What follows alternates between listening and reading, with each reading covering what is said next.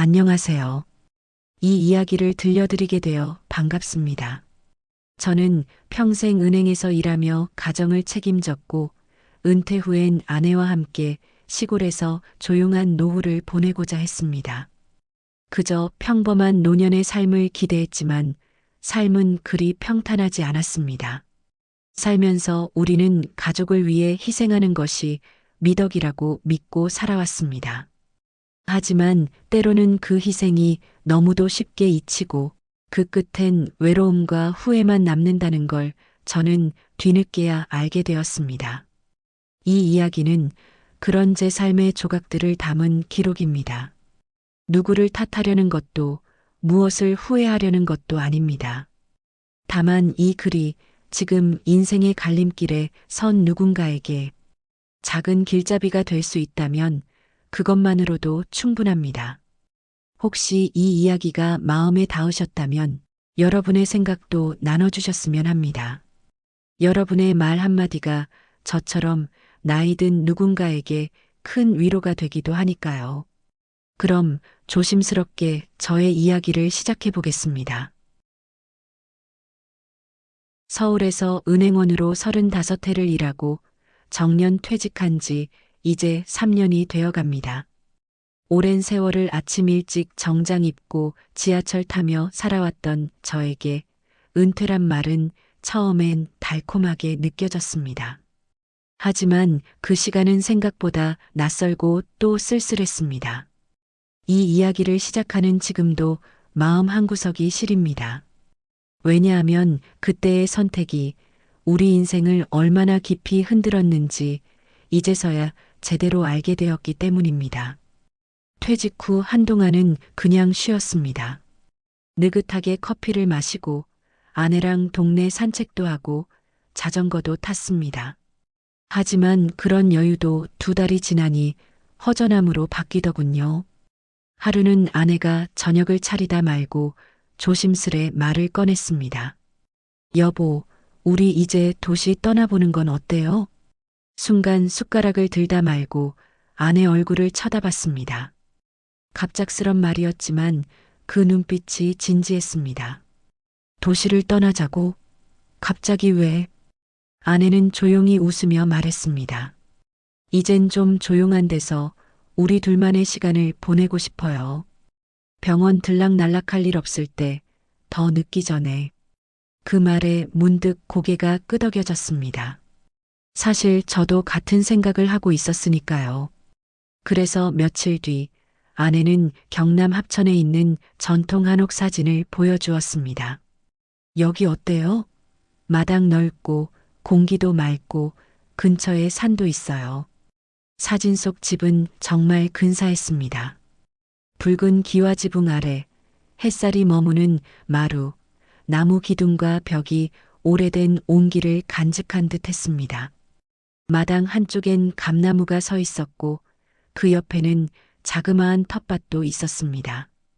이런 데서 살면 새소리에 눈 뜨고 저녁엔 별 보며 잠들 수 있겠네요. 제가 말하자 아내는 고개를 끄덕이며 말했습니다. 맞아요.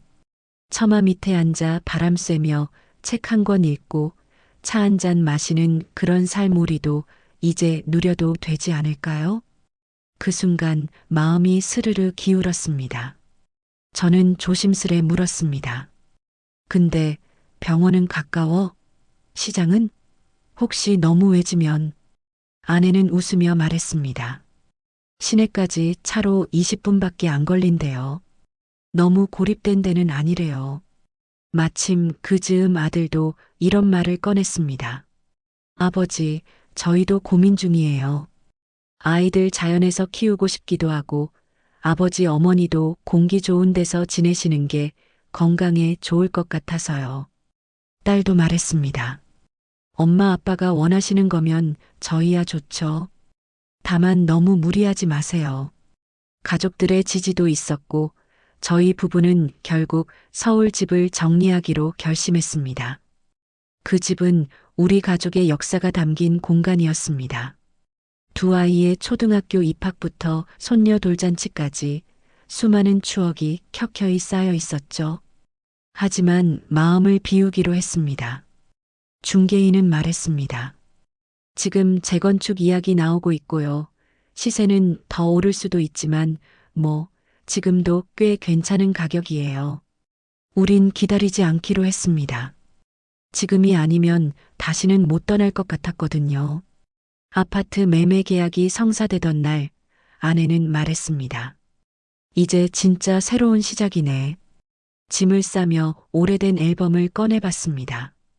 첫 신혼 시절, 갓난쟁이 안고 웃던 사진, 아이들 졸업식 사진, 모두가 웃고 있던 식탁 사진들. 손끝이 떨렸습니다. 여보, 괜찮아요? 아내가 제 어깨에 손을 얹었습니다. 저는 한참을 말없이 앨범을 보다 고개를 끄덕였습니다. 응, 이제 진짜 우리 둘만 남았구나 싶어서 기분이 좀 묘하네.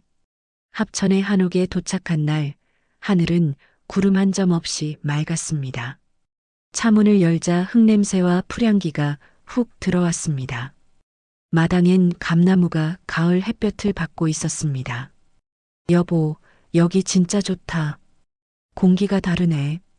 아내는 두 팔을 벌리고 마당을 천천히 돌았습니다. 마치 무대 위 주인공처럼 햇살이 그 위에 내려앉았습니다. 그날 밤 우린 마당에 나란히 앉아 별을 올려다봤습니다. 서울에선 보지 못했던 별들이 수없이 쏟아지고 있었습니다. 여보, 우리 잘한 걸까? 제가 묻자 아내는 고개를 끄덕이며 말했습니다. 지금 이 별빛을 볼 수 있다는 것만으로도 잘한 거예요. 천천히 조금씩 적응해 보면 되죠. 그 순간만큼은 우리 인생이 참 잘 흘러가고 있다고 믿었습니다. 바람도 별도 공기도 우리 편 같았습니다. 하지만 그건 정말 짧은 착각이었습니다. 지금 생각하면 그때부터 우리는 현실이 아닌 낭만에 기댄 채 앞으로 달려가고 있었던 겁니다. 그리고 그 대가는 참으로 쓰디쓰게 다가왔습니다. 이 장에서 전하고 싶은 건 단 하나입니다. 노후의 평화란 맑은 공기나 조용한 자연보다 안전하고 가까운 현실에 있다는 것. 그 단순한 진실을 우리는 너무 늦게 깨달았습니다. 합천의 아침은 참 조용했습니다. 아니, 너무 조용했습니다. 서울에서라면 새벽 5시만 돼도 버스 소리, 자동차 경적, 상가 셔터 올리는 소리에 눈을 떴는데 이곳은 아무 소리도 들리지 않았습니다. 처음엔 그 적막함이 낯설고도 평화롭게 느껴졌습니다. 그러나 며칠이 지나자 그 고요함이 오히려 나를 불안하게 만들기 시작했습니다. 여보, 오늘은 뭐 할까? 아내가 묻는 말에 저는 멋쩍은 웃음만 지었습니다. 할 일이 없었습니다. 물론 정원을 손질하거나 마당을 쓸거나 텃밭을 가꿀 수도 있었지만 아직 도구도 없고 뭘 어떻게 시작해야 할지도 몰랐습니다. 처음 한 주는 마치 여행 온 기분으로 보냈습니다. 근처에 있는 개울까지 산책도 가고 작은 시장도 구경했습니다. 마을 어르신들 몇 분은 처음 보는 저희에게 친절하게 인사를 건네기도 했습니다. 서울서 오셨다면서요? 여긴 물 맑고 공기 좋아요.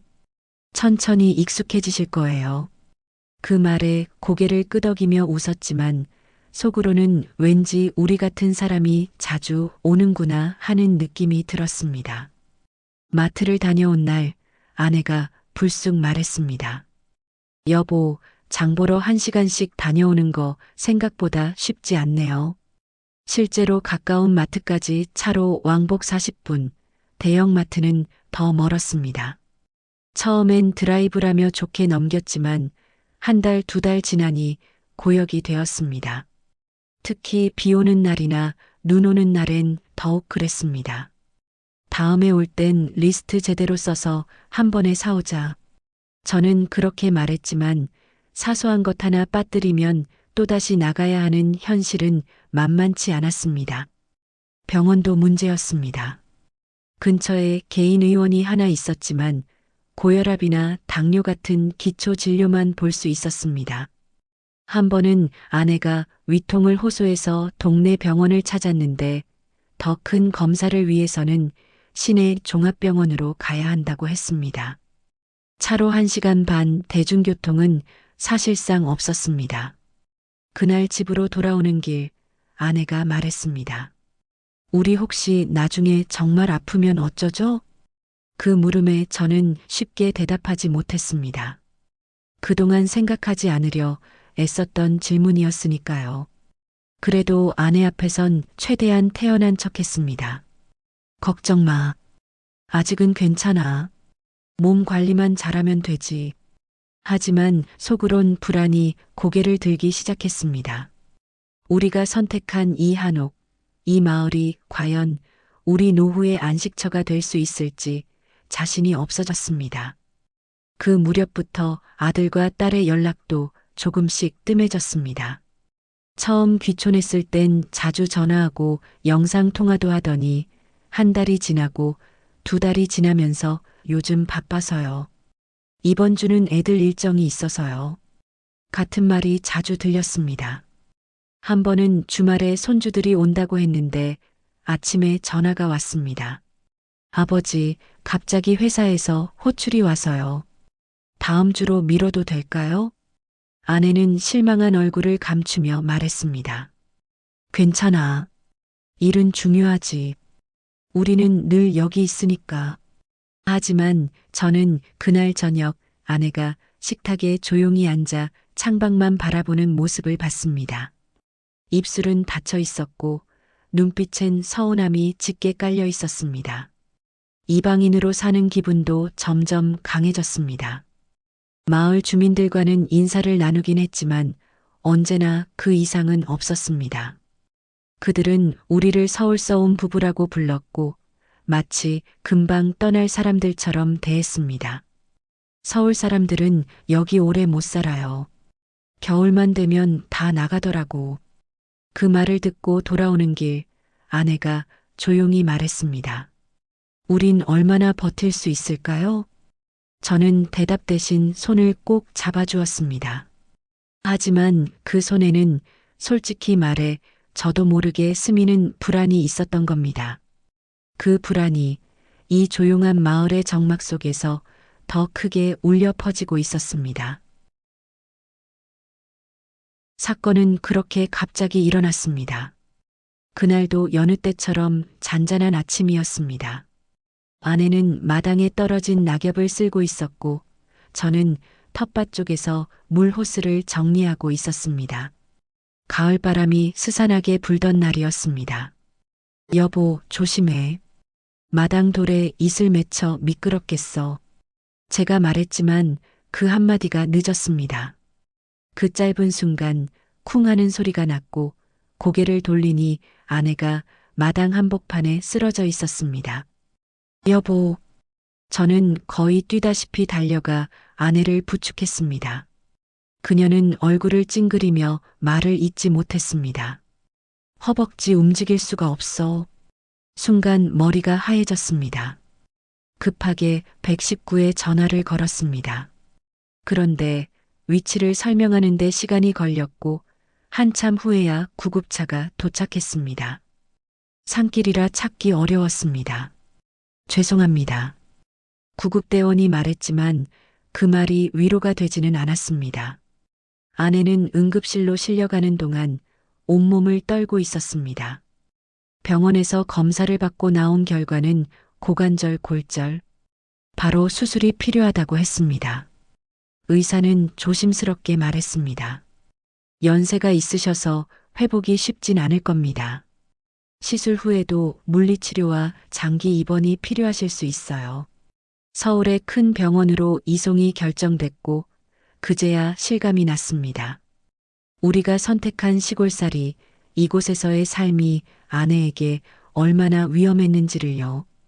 병원 복도에서 혼자 앉아있던 시간 많은 생각이 오갔습니다. 서울이었다면 이 사고가 이렇게까지 커졌을까? 위치 설명하느라 허비한 시간만 짧았어도 아내의 고통은 덜했을까? 그날 밤 병실 옆 간이 침대에 누우며 아내가 말했습니다. 여보, 미안해요. 내가 조심했어야 하는데. 무슨 소리야? 내가 더 잘 봤어야 했는데 우리 선택이 틀린 건 아닌지 그런 생각이 자꾸 들어. 아내는 제 손을 꼭 잡으며 말했습니다. 아니에요. 아직은 몰라요. 조금만 더 살아봐요, 우리. 하지만 그 말조차도 위로로 와닿지 않았습니다. 현실은 너무도 냉정했습니다. 병원비 견적서를 받았을 때 예상보다 훨씬 높은 금액의 한숨이 나왔습니다. 노후 자금에서 이런 식으로 지출이 시작되면 얼마나 버틸 수 있을까?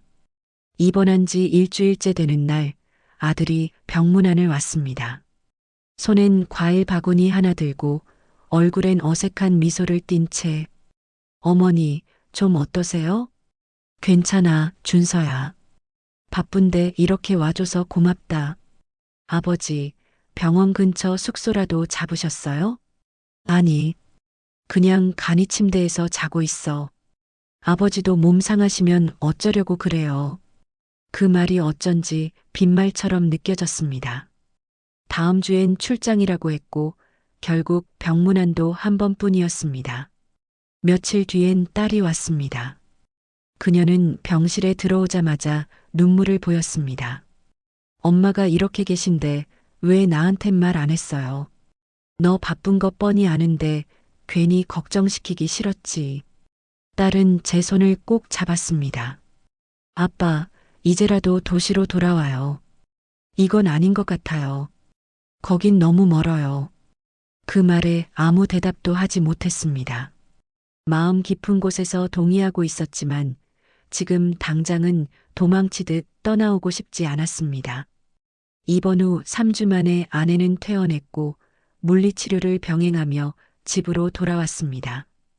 한옥집의 계단, 마당, 방 안의 턱 하나하나가 이제는 모두 걸림돌이 되었습니다. 우리가 예뻐하던 그 집은 지금 아내에게는 장애물이 되어 있었습니다. 그날 밤 아내가 말했습니다. 여보, 난 아직 여기가 좋아요. 하지만 만약 또 이런 일이 생기면 그땐 진짜 큰일일 것 같아요. 저는 말없이 고개를 끄덕였습니다. 그제서야 깨달았습니다. 귀촌이란 건 단순한 이사가 아니라 우리 삶 전체의 구조를 바꾸는 일이었다는 거요. 그리고 우리는 그 구조를 너무 쉽게 흔들어 버린 것이었습니다. 아내의 골절 사고 이후 우리는 한동안 말을 아끼며 지냈습니다. 아내는 깁스를 한 채 방 안에 앉아 창밖만 바라보곤 했고 저는 그런 아내를 보며 속으로 수없이 자책했습니다. 이 선택 과연 옳았을까? 라는 생각이 마음속에서 떠나질 않았습니다. 그러던 어느 날 사소한 계기로 지금까지 믿고 있던 것들이 하나둘 무너지기 시작했습니다. 그날은 딸이 보내준 전기장판을 설치하던 날이었습니다. 포장을 치우던 중 아내가 테이블에 놓인 우편물을 하나 집어들고는 조용히 말했습니다. 여보, 이거 준서 이름으로 된 등기부등본이에요. 서울 오피스텔인데 뭐지? 그 말을 듣는 순간 심장이 철렁 내려앉았습니다. 황급히 서류를 들여다보니 계약 날짜가 우리가 서울 아파트를 매매한 시기와 정확히 겹쳐 있었습니다. 순간 머릿속이 복잡해졌습니다. 그동안 귀촌을 권한 아들의 말이 하나하나 되새겨졌습니다. 그날 밤 저는 아들에게 전화를 걸었습니다. 준서야, 서울에 오피스텔 샀니? 한참 정적이 흐르더니 아들이 조심스럽게 대답했습니다. 네, 아버지. 말 못 드려서 죄송해요. 그게 우리가 집 한 시기랑 겹치던데. 설마. 아버지, 사실 그때 투자할 기회가 생겼어요. 요즘 같은 때에 서울 오피스텔은 안전한 자산이잖아요. 엄마 아빠도 서울 집 정리하시고 시골 가신다니까 기회다 싶었어요. 그럼 그 돈 내가 산 데 보탠 거냐? 우리가 평생 모은 그 돈을? 아버지, 그렇게 말씀하지 마세요.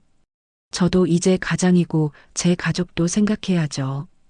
그리고 시골 간 건 부모님이 직접 결정하신 거잖아요. 저는 말문이 막혔습니다. 우리가 믿었던 부모를 생각해 귀촌을 권했던 아들의 말들이 순식간에 다르게 들렸습니다.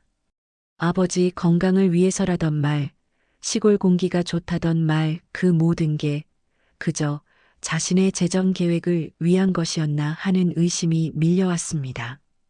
그날 밤 저는 아내에게 사실을 말했습니다. 준서가 우리가 집한 돈으로 서울에 오피스텔을 샀대. 우리한텐 말도 안 하고 아내는 한동안 아무 말도 없었습니다. 그냥 고개를 떨군 채 이불자락을 꼭 쥐고 있었습니다. 그리고 조용히 말했습니다. 그래도 아들인데 그럴 리 없어요. 뭔가 사정이 있었겠죠. 며칠 뒤 딸이 마침 집에 들렀습니다. 오랜만에 가족이 모여 밥을 먹으며 이런저런 얘기를 나누던 중 딸이 말했습니다. 오빠 차 바꿨더라고요. 집 앞에서 봤어요. 흰색 SUV. 엄마 아빠가 시골 오신 이후에 바꿨다던데요. 저와 아내는 서로 눈빛을 마주쳤습니다. 그리고 저는 조용히 말했습니다. 네 오빠, 우리가 집 팔았던 시점에 오피스텔을 하나 샀더구나. 계약서가 집으로 와 있었어. 딸은 숟가락을 내려놓고 말했습니다. 저 사실 말 안 하려고 했는데 얼마 전에 오빠가 올케랑 통화하는 걸 우연히 들었어요. 엄마 아빠 서울에 계시면 불편하니까 시골로 가시게 하면 좋겠다고, 그럼 집도 팔 테고 자금도 생긴다고 하더라고요. 그걸 효도라고 표현하던데. 순간 숨이 막혔습니다. 옆에서 아내는 식은 얼굴로 젓가락만 만지작거리고 있었습니다. 식탁 위에 놓인 반찬들은 식어 있었고 방 안은 정적만이 감돌았습니다. 저는 천천히 입을 열었습니다. 우리가 너무 믿었나 보다. 너무 순진했나 봐. 아내는 말없이 고개를 숙였고 딸은 조용히 우리 손을 잡아주었습니다. 그날 밤 아내는 베란다에 조용히 서 있었습니다. 달빛 아래 그녀의 어깨가 유난히 좁아 보였습니다. 뒤에서 다가가 말했습니다. 여보, 미안해. 내가 더 신중했어야 했어. 아내는 조용히 말했습니다. 괜찮아요. 그래도 우리 아들이잖아요. 그 말을 듣고도 저는 쉽게 고개를 끄덕이지 못했습니다. 마음 깊숙한 곳에서 무너져 내리는 소리를 들었기 때문입니다. 그날 이후 아들과의 통화는 줄었습니다. 대신 아내와 저는 서로를 더 꼭 붙잡고 지냈습니다. 누구보다 믿었던 사람에게서 느낀 상처는 깊었지만 서로가 있어 다행이라는 생각이 들었습니다. 그리고 저는 다짐했습니다. 앞으로는 누구의 말도 아닌 우리 스스로의 판단을 믿고 살아가자고. 그날 이후 우리 부부는 더 이상 예전 같지 않았습니다. 아내의 다리는 여전히 회복 중이었고 저는 점점 늘어나는 가사와 바깥일을 혼자 감당해야 했습니다. 귀촌을 결심할 때만 해도 이 마당 넓은 한옥에서 조용히 노년을 보내겠다고 생각했지만 이제 그 모든 게 무거운 짐으로 다가왔습니다. 아침마다 텃밭에 나가 물을 주고 장에 다녀오고 아내 약을 챙기고 허리 숙여 집안 청소를 하고 나면 어느새 하루가 지나 있었습니다. 예전 은행원 시절엔 컴퓨터 앞에 앉아 고객 응대하던 게 전부였는데 이젠 몸을 써야 하는 일이 일상이 되었습니다. 몸은 점점 무거워졌고 손목과 허리엔 찌릿한 통증이 자주 찾아왔습니다. 어느 날 새벽 심장이 두근거리며 깨어났습니다. 이유 없는 불안감과 가슴 답답함, 손발의 저림, 순간적으로 이러다 쓰러지겠다는 생각이 들었습니다. 아내는 곤히 자고 있었고 저는 조용히 물을 한 잔 마신 뒤 스스로를 달래며 다시 누웠습니다. 다음 날 아침 아내에게 조심스레 말했습니다. 여보, 나 요즘 밤에 가슴이 좀 답답해. 가끔 숨 쉬는 것도 불편하고. 아내는 놀란 눈으로 저를 바라보았습니다. 병원 가봐야겠어요. 서울 나가요. 여긴 아무리 기다려도 응급실도 멀고 진료도 멀고 무섭네요. 그 말을 듣는 순간 저도 모르게 눈물이 핑 돌았습니다. 아내는 늘 참고 참던 사람인데 이제 그녀도 불안해진 것입니다. 우리는 그날 오후 근처 보건지소에 전화를 걸었습니다. 하지만 돌아온 대답은 이랬습니다. 심장 관련이면 여기선 심전도 기계만 있어요. 본원인 진주나 창원까지 가셔야 해요. 진주까지는 차로 2시간, 창원은 3시간 가까이 걸리는 거리였습니다. 그제야 깨달았습니다. 이곳은 우리가 아프면 아무것도 할 수 없는 동네였습니다. 아내는 조용히 말했습니다. 우리가 너무 멀리 온 건 아닐까요? 정서적으로도 현실적으로도. 그 말이 마음을 후벼 팠습니다. 며칠 후 서울 친구에게 전화가 왔습니다. 그는 몇 달 전 협심증으로 쓰러졌는데 동네 병원에서 5분 만에 조치받고 살아났다고 했습니다. 그는 이렇게 말했습니다. 시골 낭만 좋지. 근데 응급차 10분 내로 못 오는데 살면 그건 로또 아니야, 복불복이야. 그 말에 저는 아무 대답도 할 수 없었습니다. 그날 밤 아내와 이야기를 나눴습니다. 여보, 우리 다시 서울 가야 하지 않겠어? 아내는 잠시 침묵하더니 말했습니다. 돌아가면 남은 돈으로는 전세도 힘들어요. 서울 집값 많이 올랐어요. 그래도 병원 가까운 곳으로 가야 할 것 같아. 난 괜찮아도 당신은 안 돼. 당신 다리 다시 다치면 어떡해. 우리는 침대에 나란히 누운 채 한참을 말없이 천장을 바라봤습니다. 몸은 시골에 있었지만 마음은 이미 그곳을 떠나고 있었습니다. 며칠 후 부동산에 집을 내놓았습니다. 하지만 연락은 뜸했습니다. 지금 시골 한옥은 잘 안 나가요. 귀촌바람도 끝났고 수리비 들 걱정에 꺼려요. 답답한 현실이었습니다. 건강은 불안하고 자식들과는 멀어졌고 집까지 팔리지 않았습니다. 이래저래 묶여버린 인생 같았습니다.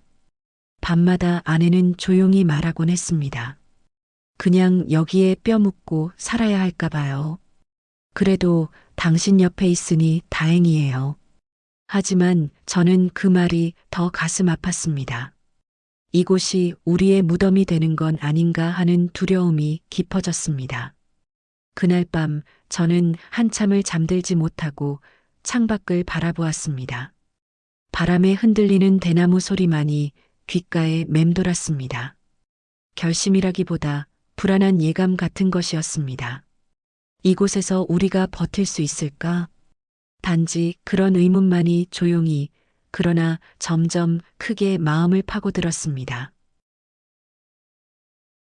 겨울이 문턱에 들어선 시점이었습니다. 집안 구석구석으로 스며드는 바람이 제법 싸늘했습니다. 며칠째 아내의 기침이 그치질 않았습니다. 아침이면 더했고 밤엔 지쳐 잠들다 깼다가를 반복했지요. 서울 병원에 한번 가보자. 제가 조심스레 말을 꺼냈을 때 아내는 아무 말 없이 고개만 끄덕였습니다. 병원까지 편도로 3시간. 읍내에선 진료도 안 되고 대도시까지 가야 했습니다.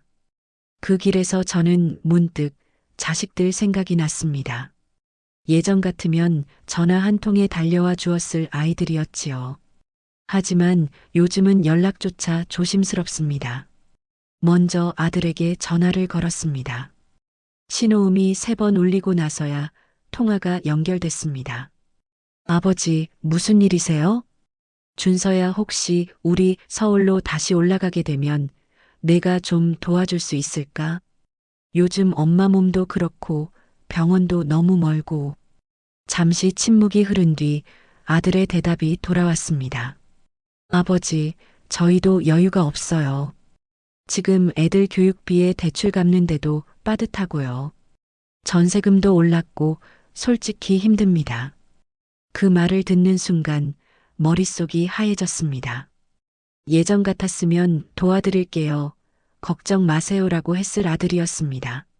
하지만 이젠 우리 사정을 이해해주기보다 자기 사정부터 내세우는 사람이 되어 있었습니다. 아, 괜찮다.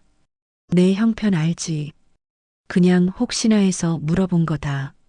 억지로 웃어넘겼지만 속은 점점 허해졌습니다. 며칠 뒤에는 딸에게 전화를 걸었습니다. 아내가 먼저 말문을 열었습니다.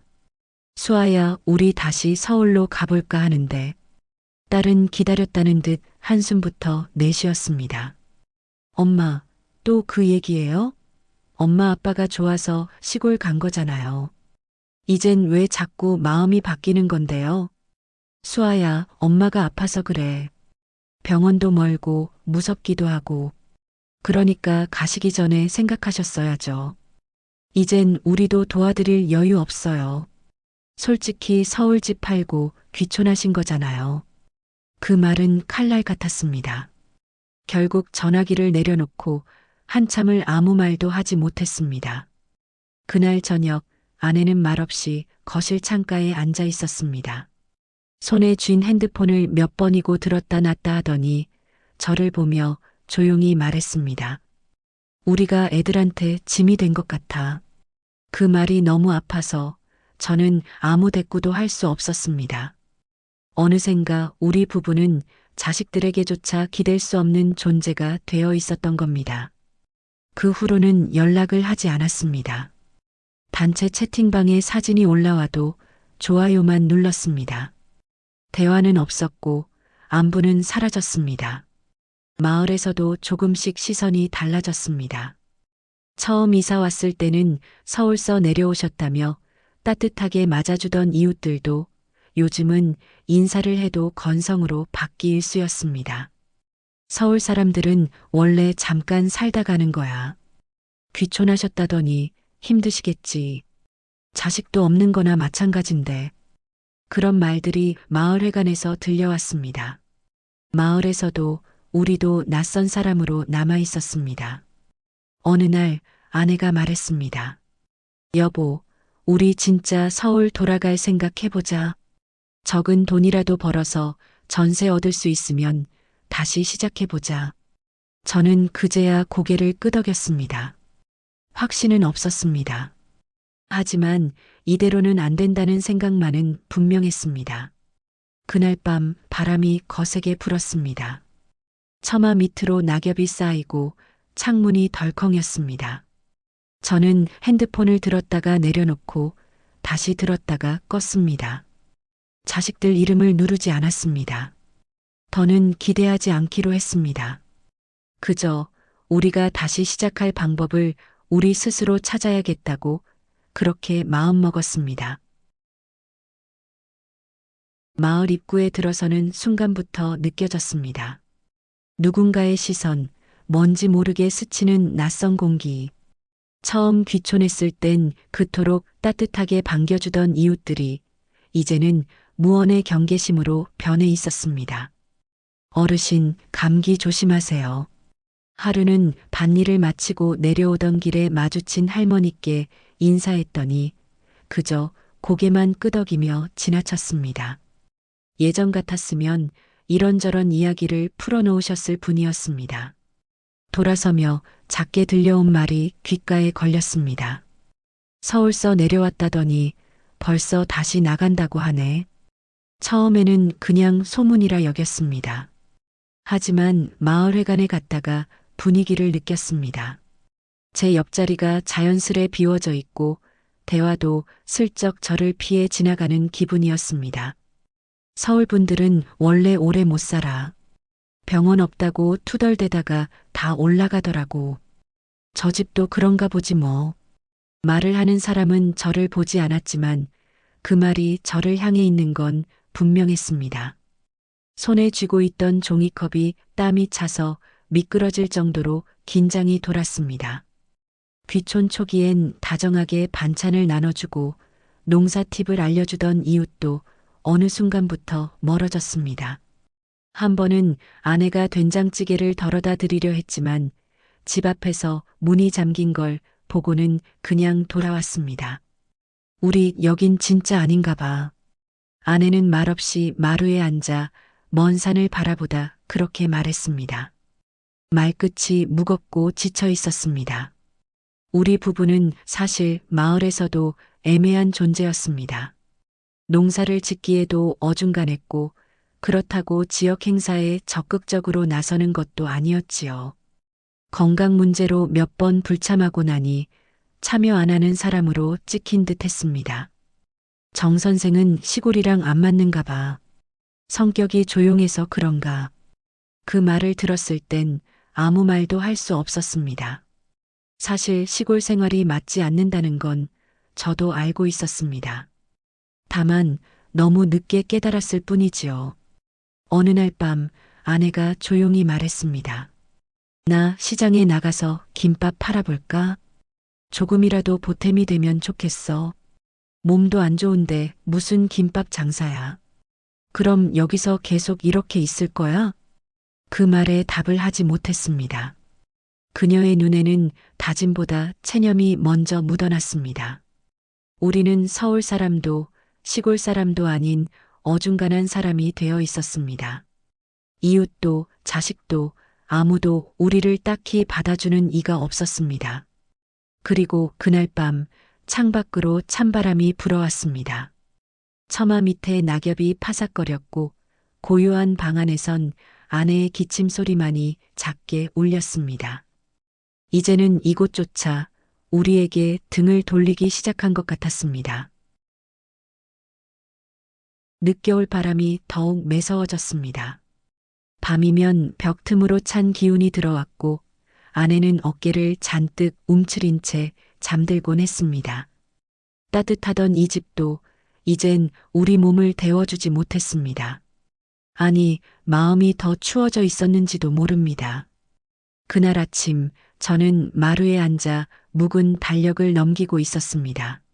한 장 한 장 시간이 허무하게 지나가 버린 흔적처럼 느껴졌습니다. 아내는 부엌에서 묵은지국을 끓이고 있었고 냄새는 익숙했지만 어쩐지 공허하게 퍼졌습니다. 여보, 응? 우리 서울로 돌아가자. 말이 입 밖으로 나가는 순간 아내의 손이 멈췄습니다. 조용히 고개를 들고 저를 바라보았습니다. 눈빛엔 놀람보다 안도의 기색이 먼저 묻어나 있었습니다. 그래줄 수 있어? 그 말에 저는 천천히 고개를 끄덕였습니다. 마치 오래전부터 해오던 대답처럼 자연스러웠습니다. 이대로는 안 될 것 같아. 몸도 그렇고 마음도 그렇고 우리 서로 점점 말이 줄어들잖아. 나 사실 아침마다 서울 생각했어. 지하철 소리, 가로등 불빛, 익숙한 그 냄새들. 그 말을 듣는 순간 나만 그런 게 아니었구나 싶었습니다.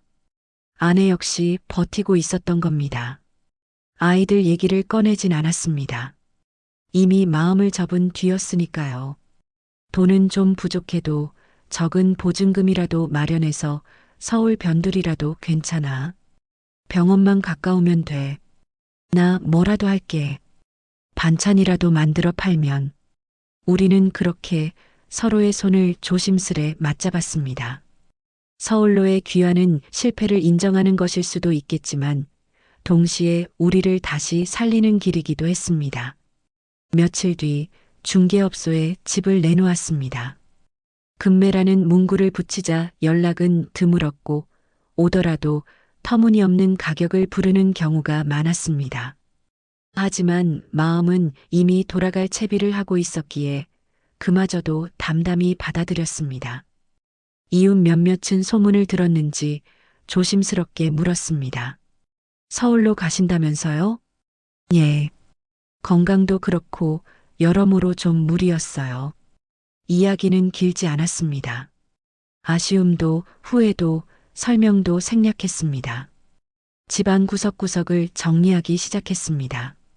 처음 이사 와서 설렘으로 정리했던 물건들, 손수 심은 화분, 아이들이 놀다 간 장난감들까지 하나하나 다시 박스에 담았습니다.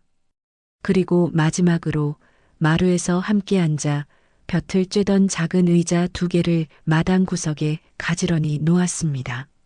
언젠가 다시 올 수 있을까? 아내가 물었습니다. 저는 한참을 말없이 먼 산을 바라보다가 조용히 대답했습니다. 그땐 그냥 여행자로 오는 거지.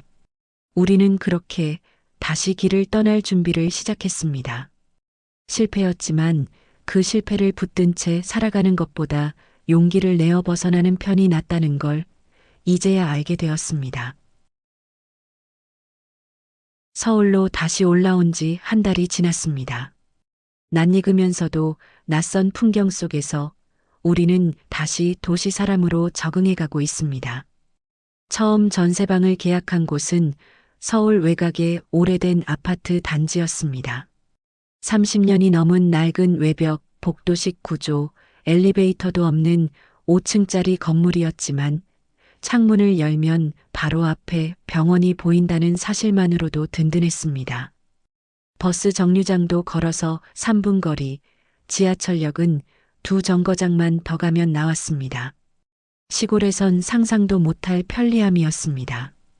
이삿날 짐을 붙이고 돌아와 허름한 현관 앞에 선 순간 아내는 입술을 깨물며 말했습니다. 여기라도 괜찮아. 아주 괜찮아. 그 말에 저는 아무 대답 없이 고개만 끄덕였습니다. 짐을 풀며 조심스레 꺼낸 낡은 식기, 색이 바랜 수건, 화분 하나까지 하나하나에 지난 1년의 흔적이 묻어 있었습니다. 손때 묻은 커튼을 다시 달며 아내는 몇 번이나 창문을 열었다 닫았다 했습니다. 이 창문은 열어도 바람이 안 불어. 혼잣말 같기도 했습니다. 마당도 없고 감나무도 없지만 그 대신 우리는 시간과 거리를 얻었습니다. 서울 생활은 빠르게 흘렀습니다.